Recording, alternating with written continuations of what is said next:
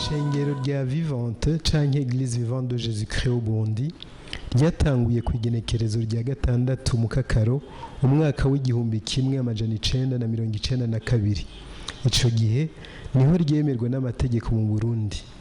Icicaro caryo kiri kwijabe hafi y'igituro c'amabus bita foyer hafi y'ihoteli Albatros. Ryagiye rirakura mu buryo butangaje mu bisata bitandukanye byaryo gushika n'uno munsi. Mugiye kumva uko ryagiye rirakura, abantu batandukanye baraje kubayagira uko byagenze. Ishengero rya Vivante canke Eglise Vivante de Jésus-Christ mu Burundi ryatanguye mu mwaka wa 1992 yemewe n'amategeko n'ibwirizwa shikiranganje ku itariki 6 z'ukwezi kw'indwi umwaka w'igihumbi kimwe amajana 1992 ritangujwe n'umuhisi Ndaruhutse David. Ryatangure ngaha mu Burundi, nta kindi cicaro ryari rifise, nta handi ryaje riva, ryavuye umutima w'Imana rishikiriza umukozi wayo riratangura. Iri shengero rya Vivante canke Eglise Vivante uwatewe iteka kuritangura n'umuhisi Ndaruhutse David. Ico ryatanguranye n'umutamukanyi wiwe mupfasoni Rusi wa Yezu.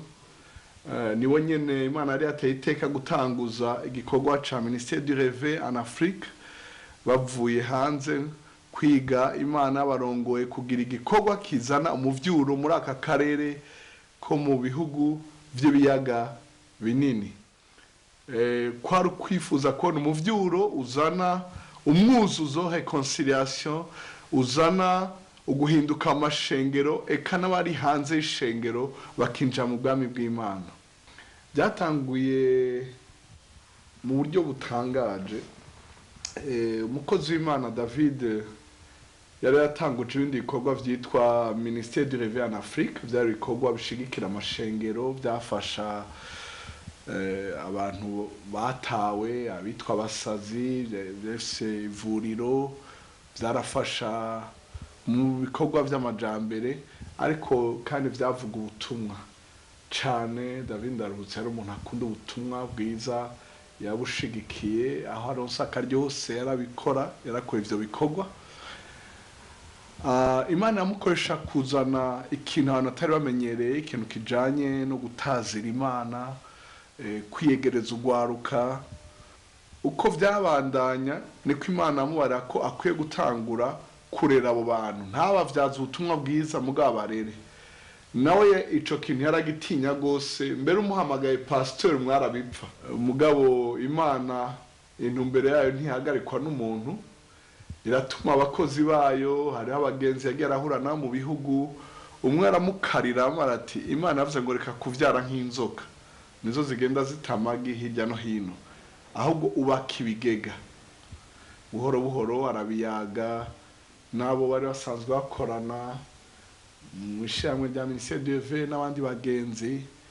Uko niko icumviro caje, ishengero riravuka, ritangurira ngaha, rica rigenda rikwira no mu bindi bihugu. Eglise Vivante yatangiye mu 1992 mu kwezi kw'indwi. Twari abapatiri 11 barongowe na Patiri David wari visionnaire. Dutangurira munsi y'igiti cari haruguru y'igaraje ya Janvier.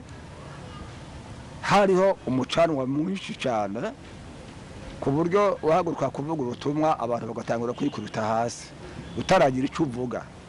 Hari umuriro mwinshi cyane, kandi buri munsi twakira abantu baza gukizwa, kugeza aho tutakibasha kuba munsi ico giti kuko abantu bagomba kuba benshi cyane. Duca turimuka tuza aha muri kino kibanza gikuru c'ishengero. Ico nabonye nuko abarwayi bakira ku bwinshi, indwara zarakira, haraba ibitangaza bikomeye cyane. Ryagiye rikura kuko rimaze gushika ngaha. Ni kuvuga yuko uwo muriro wagumye kubandanya uji imbere, niwe watumye ishengero riguma kwaguka ryaguka kugeza aho rigeze uyu munsi. Niba Imana yararice ni Vivante koko, ibintu bikorwa ni bizima gusa, nta kintu gipfuye gikorerwamo.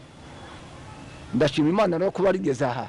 Ubwo rero njyewe ku mutima wanjye nifuza ko ryo kwaguka rikajya mu mahanga yose yo ku isi. Eglise Vivante ryabaye ishengero rikura cyane mu buryo butangaza abari muri ryo, bitangaza abari hanze. Eglise Vivante bisobanura ishengero rizima. Ni ukuri ryaragize ubuzima, ryaranyarutse, aho mu 1992 ritanguye. Mu mwanya muto umurongozi umuvyeyi Ndaruhutse David waritanguje arongowe n'Imana afashijwe n'abandi, yagize iciyumviro cyo gukwira igihugu cyose mu kanya gatonyi. Aradukoranya atubarira ati numva Imana indongoye gushinga amashengero 100. Ico gihe hari hatangwe kuvugwa ivy'umuzo w'imigambwe myinshi, intwaro ya demokrasi, amatora. Turahaguruka turashinga amashengero biranyaruka. Ndibuka yuko mu kwezi kumwe twashinze amashengero ashika 10. Byari ibintu bitumvikana. Twagira ibikorane 5 icarimwe. Igihe kimwe twatanguriye ahantu hitwa Minago, tugira mu Rumonge, tugira ahitwa Icabara, tugira ahitwa Imvugo, tugira Nyanzarake, tugira Imakamba. Ibikorane 6 icarimwe. Bari abantu benshi dutegeza kwitwararika, bagiye ari ama ekipe agiye gushinga kuvuga ubutumwa.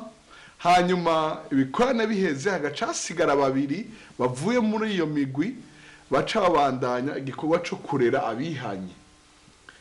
Jewe ndi mu bagira ubuntu bwo kuja gusaba impusha aho ibikorane bera, kurondera inzu aho iyo migwi ishikira, kugaruka nkabajana nkabereka aho twabafatiye, nkasubirayo njanye amakete yo gusaba aho ishengero ritangurira, nkasubirayo njanye intebe abakiriye Yesu bwa mbere batangura kwicara. Mbere yuko twinjira mu magume ya 1993 twe tumaze gushinga amashengero yababa 18. Uwo mukozi w'Imana yagiye kwitaba Imana mu 1997.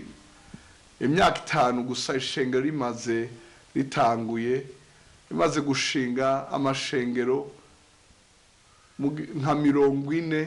Ntiyashitse ku cifuzo c'amashengero 100 nkuko yavyiyumvira, uko hacamo ingwano, abantu ntibari bakigenda, ntitwasuye kugenda ku muvuduko twari twatanguriyeko. Ariko ntivyabuje ko rijabuka rikaja mu gihugu ca Zaire ico gihe, kuko yavuye yitwa Republika Iharanira Demokarasi ya Kongo inyuma ya 1996. Mu nyuma iraja no mu Rwanda, hanyuma irashika no muri Senegal, muri Afrika y'Uburengero. Eglise Vivante yaje kwishura ku kibazo kijanye n'urugezo canke igihe ishengero rya Kristo muri rusange ngaha mu Burundi ryarimwo. No kuvuga ngo ibijanye n'umuriro w'ubutumwa bwiza, ibijanye no kuvuga ubutumwa, ibijanye n'ubushobozi bwa mpwemu yera bukorera mu ishengero, ibijanye no ku-experimenta presence y'Imana mu buzima bw'umukristo. No kuvuga ngo nkanje nahabaye imbere kandi no mu itanguriro ry'ishengero, gushika ishengero ribandanye rikura. Ndazi akamaro Eglise Vivante yaje kumara mu buzima bw'abajene, mu buzima bw'abakristo. Harabari baraguye, harabitwa ko bari mu ishengero basenga ariko barazimye.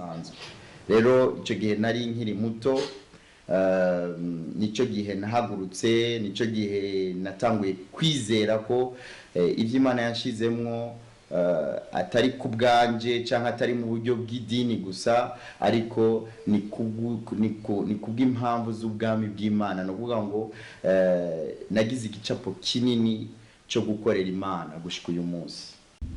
Nabonye ishengero rya Vivante rikura mu buryo busiga ubwenge, hanyuma ikanguro riraza mu buryo bw'ivugabutumwa. Ndibuka ivugabutumwa ryateguwe mu gihugu cyose, ndibuka amasengesho mu bihe by'intambara zikomeye cyane, igihe cy'aba sans défaite, aba sans échec, igihe gisagara cyari cyugarijwe n'impfu zitandukanye. Ishengero Eglise Vivante ryarahagurutse mu buryo bukomeye cyane ritegura amasengesho. Pasteur Edmond yari umwe mu bantu bari imbere baremesha ibikorane by'amasengesho, natwe nk'abaririmbyi tugakorana mu buryo bukomeye.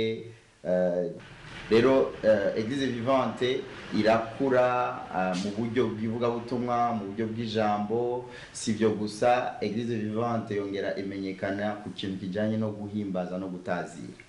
Ico kintu rero hari igihe abantu bibaza ngo cavuye hehe, cyatanguye ryari, isoko ni ryarindi nyene.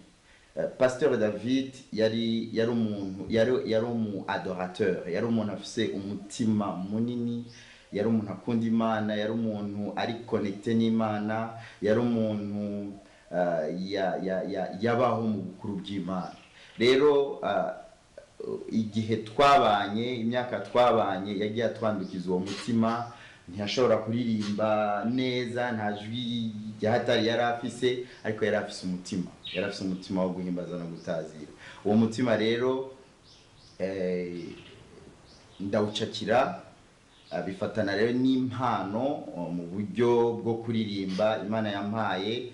Ico gikorwa kirakura muri jewe, kirakura muri Eglise Vivante, candukira amashengero menshi, candukira ibihugu duhanye imbibe, u Rwanda, Congo, candukira region, candukira amahanga, kubera ko ingendo twagiye tugira. Ndashima Imana rero ku bantu bacakiye uwo mutima, pasteur batandukanye, mpereye cyane cyane kuri Pasteur Edmond. Yacakiye uwo mutima kandi akagira umutwaro wo kubandanya yerekwa intumwa Pasteur David Imana yamuhaye yo kuzana ikanguro mu mubiri wa Kristo. Kandi Imana ihezagire abakozi b'Imana bose bacakiye iryo yerekwa. Kandi nongeye kuvuga ngo Eglise Vivante ramba, Eglise Vivante komera, Eglise Vivante hagarara mu bushobozi Imana yaguhaye kugira ngo urongore igikorwa cy'ikanguro Imana yavuze kuri iki gihugu no ku mahanga. Natangiye gusengera muri Eglise Vivante mu ntango y'umwaka wa 1994. Ndavyibuka ico gihe umuntu yararongoye ko hari yabanye ico gihe yaratubonye je nawo tuvukana, araduhamagara ngo twinjire muri chorale. Turagenda nko kumwumvira, ariko twabijamwe turi abana tutazi ico dukora. Ariko muko kwinjira muri chorale vyambereye umugisha, kuko naciye nkurira no muri Sunday school. Nuvuga ko muri Sunday school vyabaye umugisha cyane, kuko nahantu batwigisha kubaha Imana, ahantu batwigisha gufata imirongo ya Bibiliya mu mutwe. Ukiri umwana ukibaza ngo bariko barakugora, ariko ugasanga ni indero nziza bariko baragutoza, ku buryo iyo myaka nahamaze ndi muri Sunday school ndi muri chorale y'abana wambereye umugisha cyane, kuko byabaye nk'urufatiro rw'ubuzima bwanje. Ko nigenda nagenda kura nabandanije gutyo nsenga, ariko nkiri umwana toujours hama harageraho nanje fata ingingo yo kwakira Yesu nk'umwami n'umukiza wanje. Kubwiyo ntango nziza nagize, hama mu nyuma ndabikuriramwo mbandanya. Ico numva cyane cyane nakuye muri iyo myaka y'ubuto n'ubukumi, nuko twarigishijwe cyane ku kintu cyo kubaha Imana no kwizera, ku gukunda Imana, utavyigishijwe n'abavyeyi ariko wavyigishijwe n'ijambo ry'Imana nyene, gutozwa indero nziza atari y'abavyeyi ariko indero kuwe mu ijambo ry'Imana. Ivyo ndabibona ko vyamfashije ubu nongeye kubibona ko nakuze aho hari aho maze gushika mu buzima, ariko usanga icagufashije kinini ico waronse igihe wari ukiri umwana, imbuto nziza yabibwe muri wewe, uvuga ngo uyu munsi narangije amashuri yanje, mfise urugo, ndafise n'akazi, ariko muri ivyo vyose ikintu numva camfashije guhagarara neza ari muri ako kazi, ari no mu gikorwa c'Imana uyu munsi njejwe, ari no mu vy'urugo, nuvuga ngo ni ikintu nigishijwe kuva nkiri umwana, n'indero nziza nakuriyemwo kandi narironse mu ishengero. Uvuga ngo iyi myaka turiko turahimbaza isabukuru Eglise Vivante iriho, je ku buzima bwanje bwari ubuzima, n'ubuzima nahakuye, ni inyigisho nziza nahakuye. Nuvuga ngo mu gihe tuco kunezerwa numva nezerewe cyane kuko ni ishengero ryandeze, atari mu buryo bw'impwemu gusa ariko no mu buryo bw'umubiri, ryarandeze rirangeza ahantu. Uno munsi ndubatse, mfise umwana, navuba arashobora no gutangura nawe muri Sunday school nkuko nanje nahakuriye. Nindero nifuriza umwana wese canke umuntu wese agikura, kuko uyu muntu ariko arakura niho yigishwa indero nziza.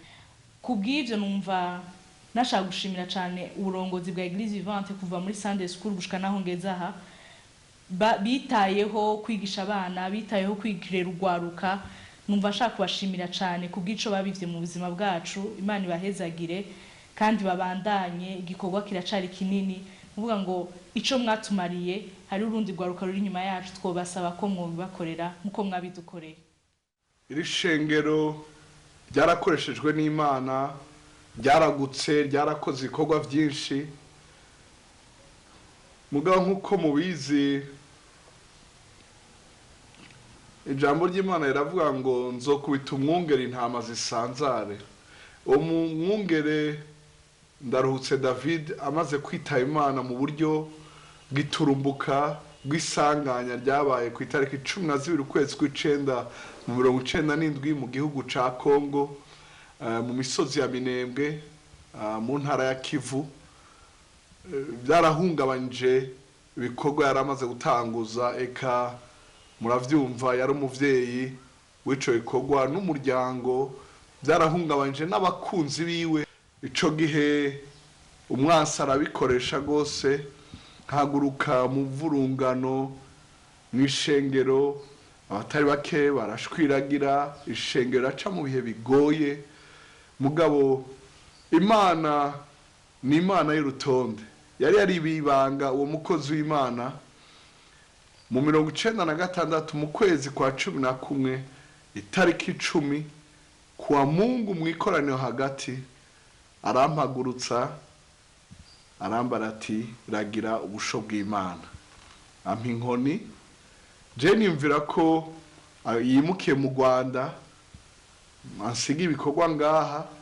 Mugabo mu nyuma arantomorera neza ati bandanye ibikorwa, araye ibikorwa. Ntikubera iki?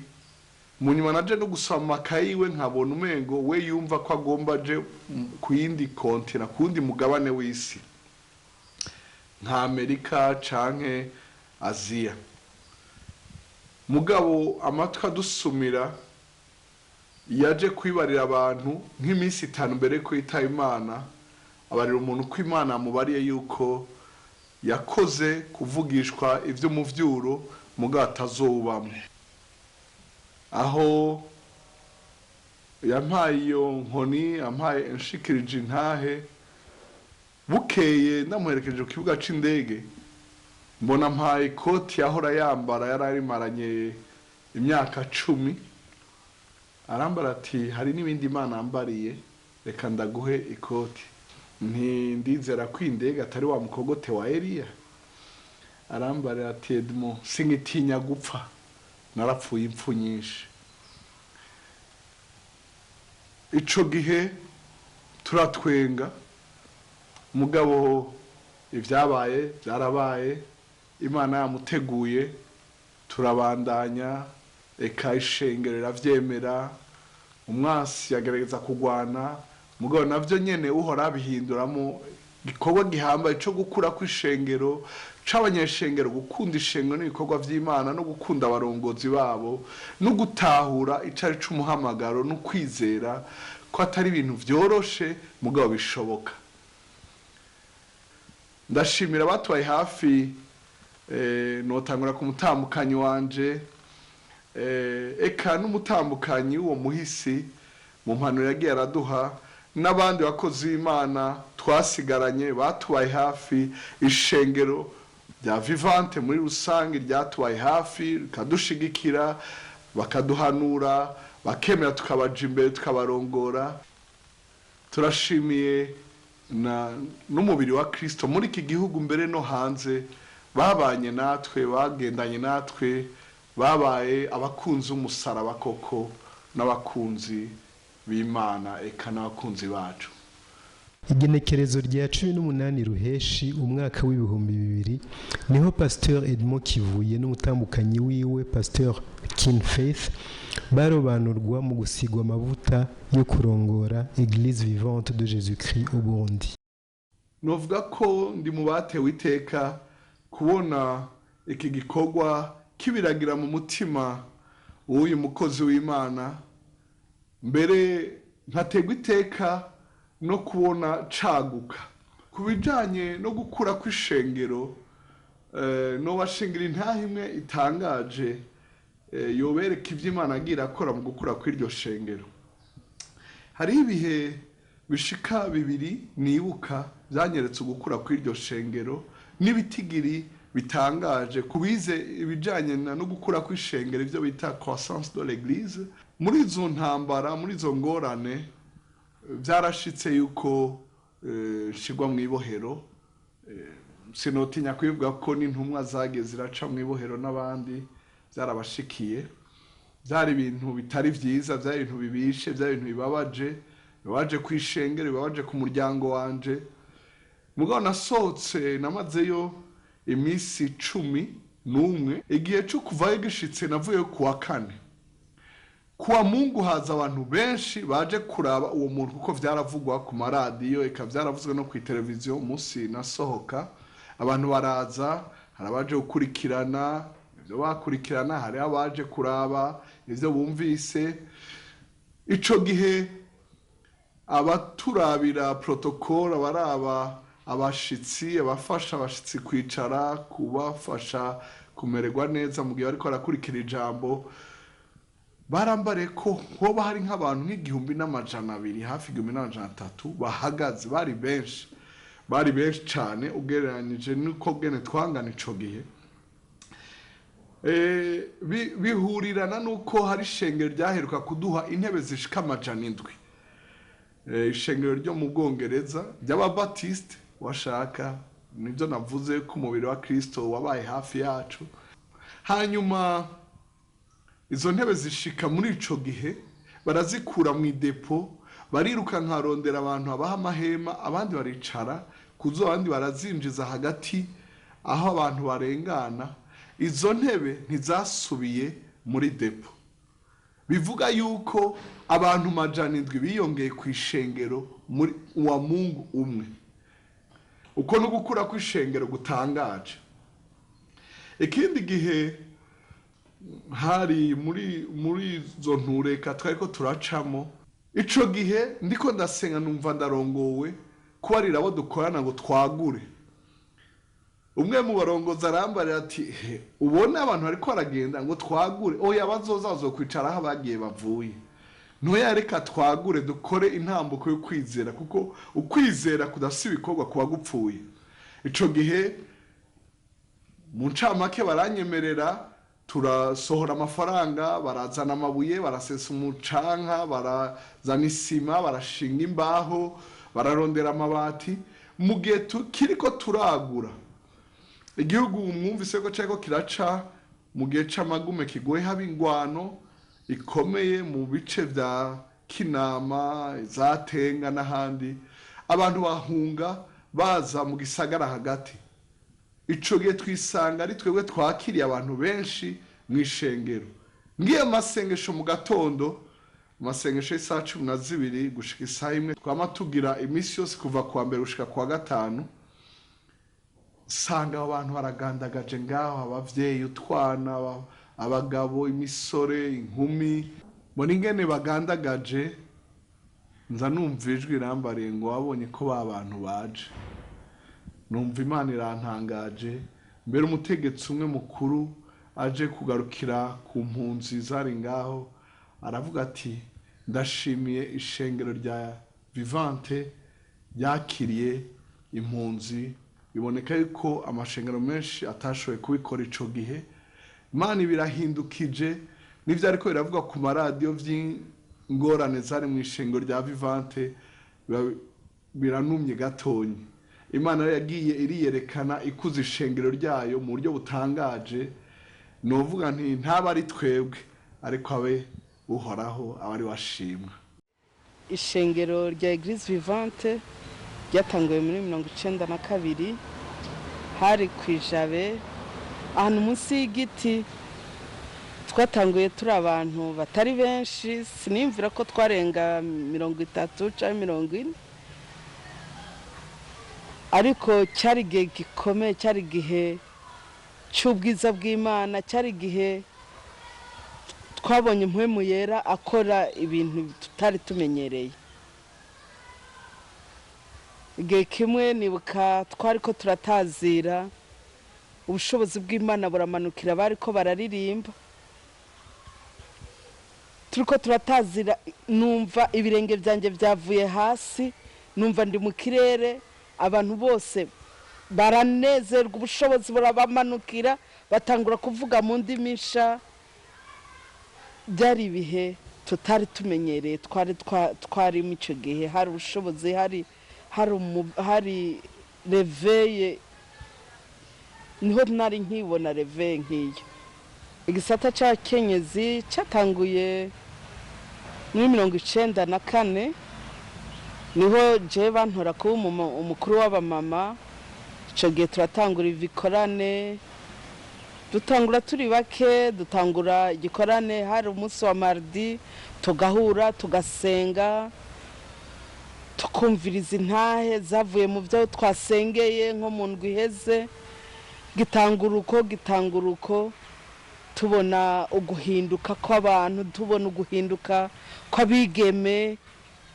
Hari abigeme benshi bakizamo, bakumva ingene tubahimiriza kubaha, tubahimiriza gutaha kare, tubahimiriza gukora ibikorwa byo mu nzu, tubahimiriza kwiga neza mu ishuri.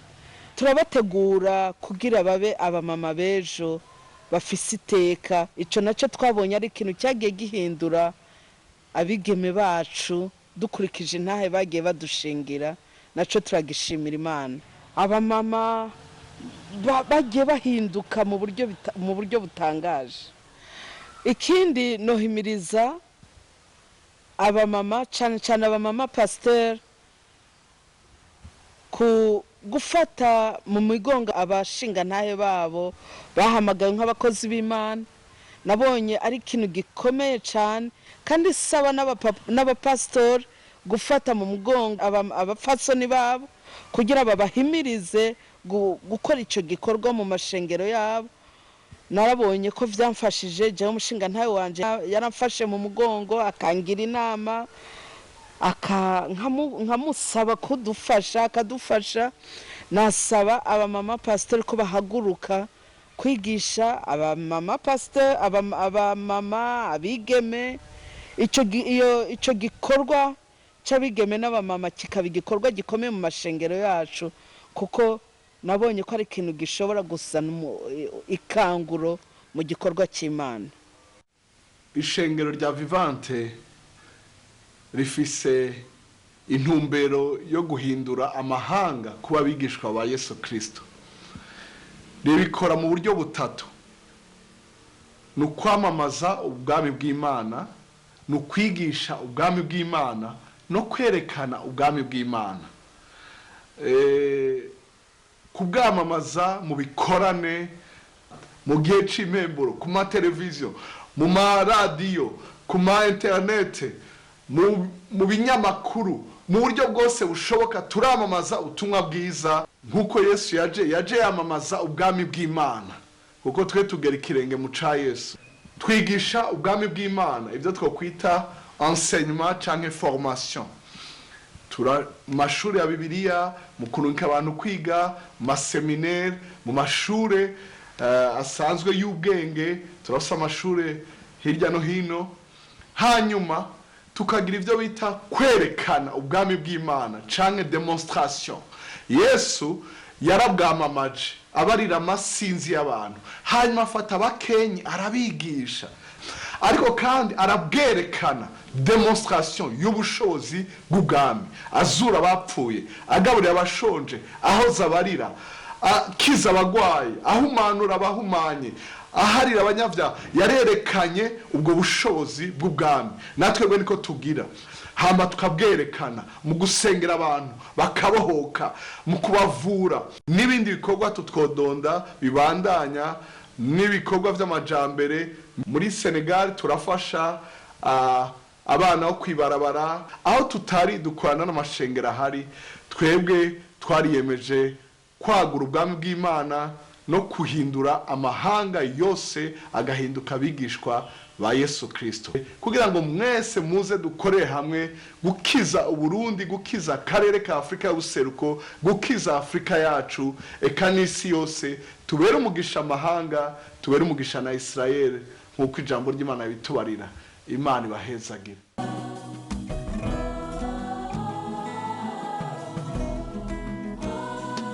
Sangwa isabukuru nziza shengero vivante, sangwa isabukuru nziza shengero vivante. Sikukuu njema kwako kanisa la Vivante, sikukuu njema kwako kanisa la Vivante. Happy anniversary to you, living church. Happy anniversary to you, living church.